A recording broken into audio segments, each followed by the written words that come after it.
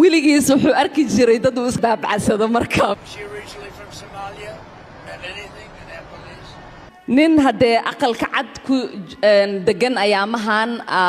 kastoo igu mashquulay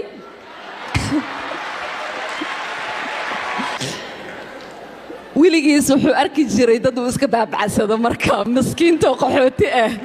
oo madow oo muslimad ah wuxuu isdhahay waa baabacsan kartaa laakiin hadda dad geesiyaal inaan ka dhashay uusan ogeyn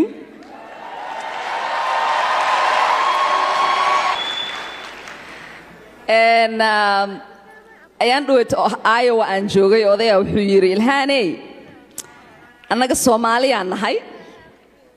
adiga maalin kasta waxa dhahdaa awowgay iyo aabbahay soo koriyay marka waxaan u maleynayaa haddii Ilhaaney inay ku bareen dadka sidii loo kala weyn yahay in la isku kala xushmeeyo marka odayga miskiinka ah oo aqalka cad degan awowga ayuu noqon karaa Ilhaaney odayga awowga ka xisho marka waxaan dhahay adeer waa runta awowgay iyo aabbahay sharafay igu soo koriyeen way i bareen dadka iga weyn inaan xushmeeyo marka hadda ninka anayti hadduu garan waayo aniga inaan ka yarahay aniga asiga meelaan kusoo kala haraynaa waxaan rajaynayaa in aan wixii aan horseed u noqday aan ku guulaysano oo hadda aqalka cad aan ka burino odaygan mar dhow soo duceeya dadka badana aniga Congress-ka markii aan socdo waxay dhahaan Ilhaan waxaad u dhaqantaa qof aaminsan meesha inay iska leedahay hadda waxaan dhahaa waa iska leeyahay waa gurigeygii waxaan kale too kalsooni ku qabaa in 428 qof oo meeshaasaytii ila joogto aniga aan ka cod badnaay oo dad ka badan ee aniga meeshaas ii dirsadeen marka annaga Soomaali haddaan wax helno tuugtuugsasho ma ku helnee waxaan ku helnaa geesinimadeena iyo dadaalkeena aad ugu faraxsanahay in matal aan idiin ahay oo meeshaasaytii aan idiin fadhiyo macajalka aad fiirsateen waxaa lagu sharfaayay gabdhaha Soomaalida oo haddee adduunka mucjiso ka dhigay kartidooda iyo sida sharafta leh ay u matalayaan iyo sharaftii haddee gabdhaha Soomaalida lagu yaqaanay aad aan ugu faraxsanahay inaan ka mid ahaado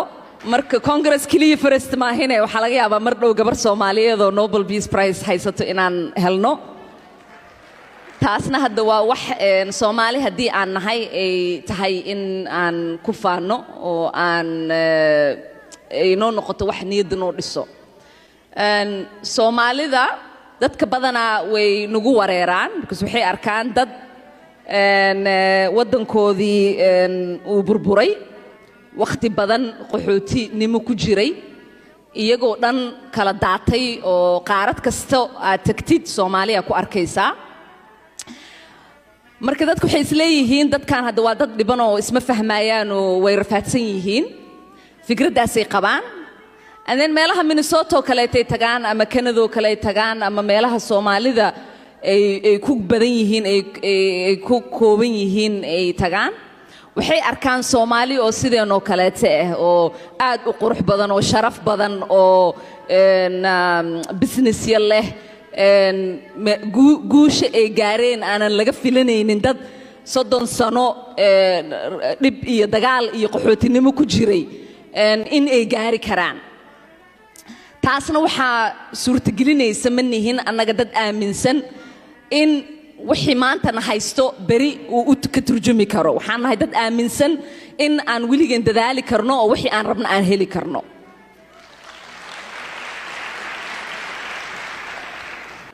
aadaan ugu faraxsanahay in dad walaalahay ah oo aan isku dhiignahay oo aan iska warhayno oo nolosheenna iyo horumarka aan gaari doono ay isku xiran tahay oo fursad aan u helo in maalin Ilaahay keena aan u dagaaltamo magacooda iyo sharaftooda waa wax aniga aad iyo aad muhiim ii ah ducadiinna iyo niyadaad igu haysiin iyo saad iiga fikiraysiinna waa inta kaliya dhiirigelinta ii ah oo geesinimada aan ku dhaqmo igeliso marka sidaa ii sharafteen ilaahay ha idin sharfo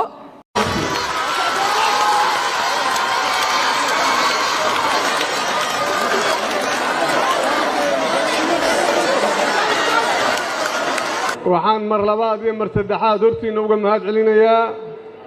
dadaalka iyo juhdiga dheer ay bixiyeen weliba Ismaaciil Cumar Geelle ama dawladda Jabuuti ay hadda ka hor buu ka qoreen oo lagu abaalmariyay Jabuuti Naciima marka waa qofkii labaadan anigu naqday ay buugay ka diyaariyeen marka waxaan leeyahay waa maasantiin mar labaad iyo mar saddexaad mana leedin iloobi doono haddana dee guddoomiye saaxiibkay ahay wuxuu codsaday asaguna wax laga qore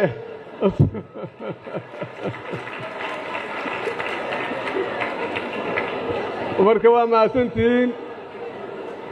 amiir haddaa shirba u tuurta ma ogtahay anigu shirb kuma aqoonin laakiin mararka qaarkood u bahalkow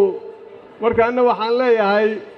amiir waa oday asluub lahoo una adeegay ummaddan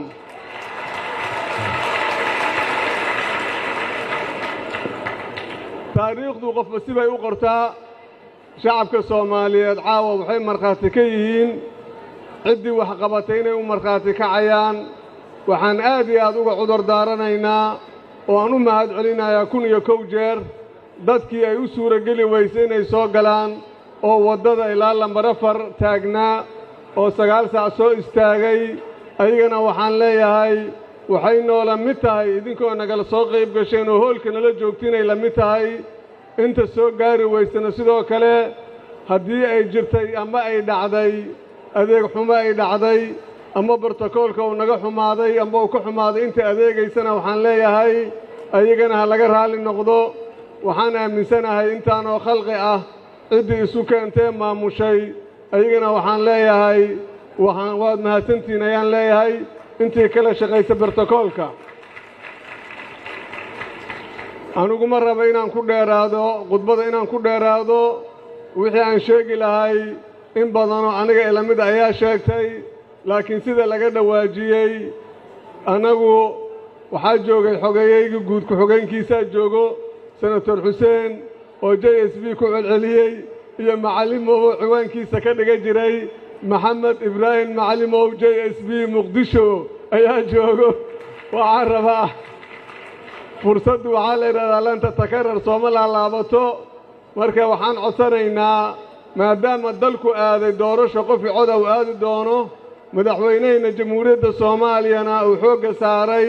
in dalka uu axsaab noqdo dalka doorasho uu aado laguna gelaayo nidaam xisbiyada badan lagu gelaayo waxaan leeyahay xisbiyada aan aadno xisbiyada ha la galo JSB-na ha laga bilaabo weliba anigu si gaara baahintii diiwaangelintaan ku qoranayo qofka xisbiga ku soo biira dadka kale waa iga sii duwan yahay taasna waxaan leeyahay qofka kursi rabow xisbi aad ayaan leeyahay marka hadhow ha jeejeesanin ayaan leeyahay madaxweynahayna jamhuuriyaddana waxaan uga mahad celinayaa inuu hadda ka hor ii igmaday mas-uuliyadda gobolka Banaadir 2015kii mar labaad haddana uu igmaday 2022 waxaan leeyahay asuguna waa ku mahadsan yahay aniguna adeega dadku khidmaynahay ayaan ahaa mas-uuliyaddii ciddii aan wax ku yeeleeyana waxaan codsanayaa iyaduna inay iga raali noqoto ay cafisa ayaan ka codsanayaa bini aadamaan ahay bini aadamkuna waa gafe sidaas la mid ah waxaan aad iyo aad hortiin uga mahad celinayaa guddoomiyihii hore xilka aan kala wareegay Cumar Finish oo meel fiican soo gaarsiiyey guddoomiye amiir oo xilka anigana igala wareegay asuguna waxaan leeyahay sida uu ii maamuusay waa ku mahadsan yahay guddoomiyaha hadda ku fadhiyana waa u mahad celinaynaa oo asuguna hadda xilka ku fadhiyo waxaan leenahay asigana insha allahu mas-uuliyadda allah la qaadayaan leenahay laakiin waxaad ogaatiin baashu cirka loogama soo dhaco waa qoro isu dhiib waa tilkal ayaamu nudaawuluhaa bayna annaasi qofka kaa horreeyey wuxuu kaa mudan yahay xushmad iyo ammaan qofka kaa dambeeyana wuxuu kaa mudan yahay talo iyo inaad la shaqayso kaa mudan yahay cid ka maarantana ma jirto taasna waxaan leeyahay mas-uuliyaddani waa wareegaysaa maalinba qofunbaa qabanayo haddii mid kasta uu yimaado uu yidhaahdo hadda leenkooya waa dhib badan tahay marka waxaan rabnaa in ay si dawladnimadayna ay salka u dhigato ay noqoto dawlad wax la kala dhaxlo waxna leesla leeyahay inay noqoto ayaan rabnaa insha allahu dalkuna waa gaarayaa haddana waxa waaye gacanta ayaan ku hayaa madaxweynaha waxaan leenahay